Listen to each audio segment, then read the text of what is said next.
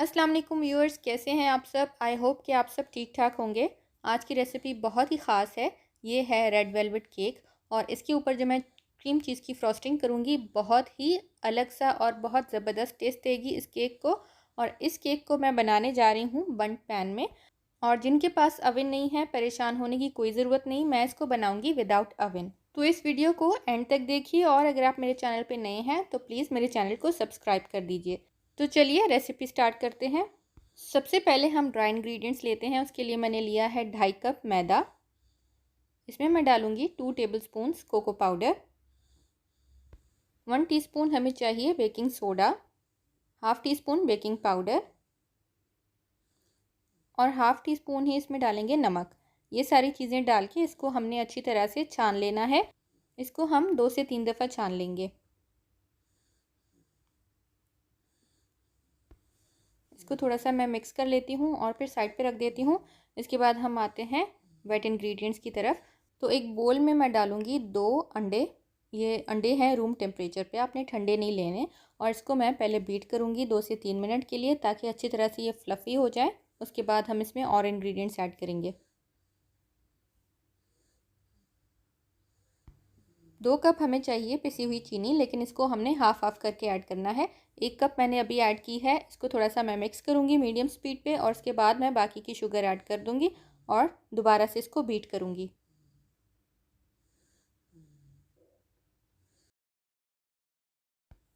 Total हमने इसको 3 से 4 मिनट बीट करना है।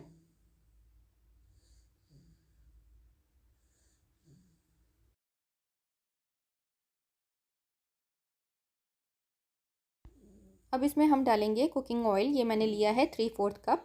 आप कुकिंग ऑयल की जगह घी भी डाल सकते हैं, लेकिन मैं प्रेफर करूँगी कि आप ऑयल या घी इस्तेमाल करें, बटर यूज़ ना करें। बटर से थोड़ा सा केक हार्ड हो जाता है, कुकिंग ऑयल से बहुत सॉफ्ट बनता है।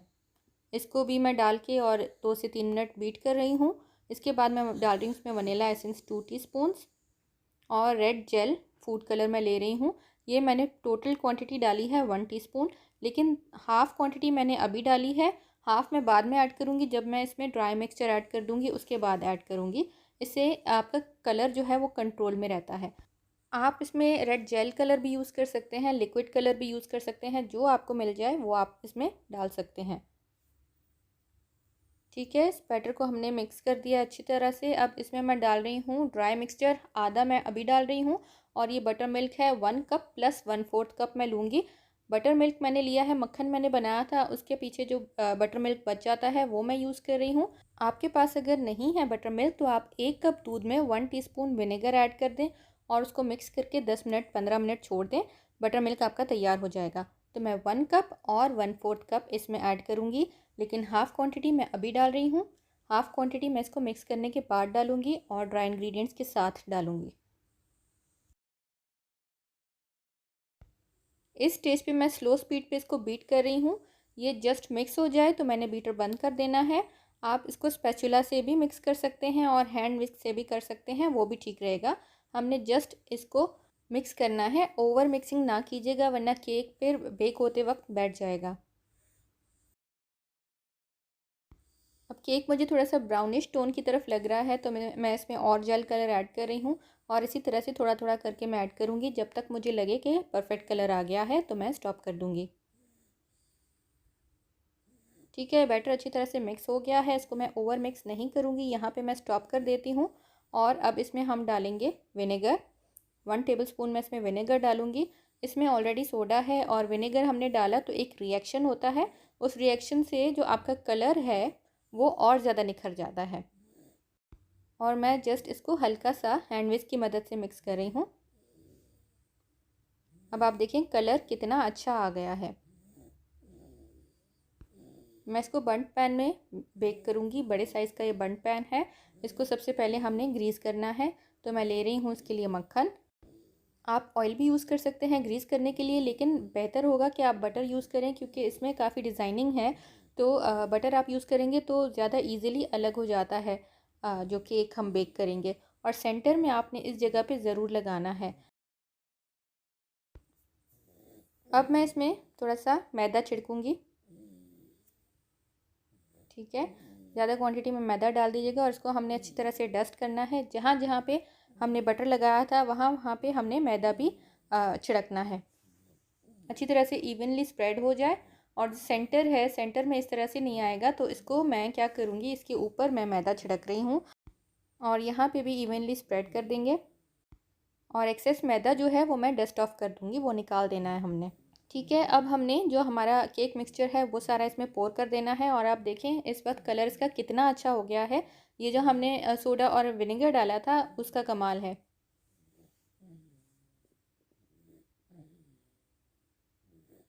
तो पूरा बैटर पोर करने के बाद इसको हमने 2 से 3 दफ़ा टैप करना है और मैं डालूँगी इसको प्री हीटेड अपने देगचे में। तो चलिए मैं आपको देगचा दिखाती हूँ। बड़े साइज़ का मैंने देगचा लिया है, उस पर मैंने एक रैक रखी है। ठीक है, इसमें हम अपना मोल्ड रखेंगे, बिल्कुल सेंटर में रखना है। अपने ख्याल रखना है कि साइड से टच ना हो। और इसको हम कवर करके बेक करेंगे। पहले हम 15 मिनट्स करेंगे इसको मीडियम फ्लेम पे और उसके बाद मैं फ्लेम को लो कर दूंगी और उसको फिर मैं बेक करूंगी मज़ीद 20 to 25 मिनट्स। तो टोटल जो बेकिंग टाइम है वो 35 to 40 मिनट्स हमने देखना है और 20 मिनट्स से पहले आपने इसको खोल के नहीं देखना। ठीक है, तो 35 मिनट्स के बाद मैं चेक कर रही हूँ और अच्छी तरह से फूल चुका है ज़बरदस्त सा केक। चेक कर लेते हैं और देखें टूथपिक बिल्कुल क्लीन आई है। तो इस केक को मैं ठंडा होने दूंगी जब तक कि हम बनाते हैं इसके लिए क्रीम चीज़ फ्रॉस्टिंग। अब क्रीम चीज़ फ्रॉस्टिंग के लिए मैंने ली है 6 आउंस क्रीम चीज़ और इसमें मैं डालूंगी 2 टेबल स्पून्स रूम टेम्परेचर पे बटर। क्रीम चीज़ और बटर दोनों रूम टेम्परेचर पे हैं। इन दोनों चीज़ों को हमने बीट करना है 2 से 3 मिनट के लिए। अच्छे से क्रीमी और फ्लफ़ी हो जाएंगी क्रीम चीज़ और बटर। उसके बाद हम इसमें शुगर ऐड करेंगे। बिल्कुल बारीक पिसी हुई चीनी है, 1 कप है। आइसिंग शुगर लेने की ज़रूरत नहीं है, आप घर की पिसी हुई चीनी इसमें डालेंगे और इसको अच्छी तरह से हमने बीट करना है मज़ीद 3 से 4 मिनट के लिए। शुगर की क्वांटिटी को आप थोड़ा सा कम कर सकते हैं। अगर आप मीठा कम खाते हैं तो इसमें 3/4 कप आप शुगर डालें, वो काफ़ी है।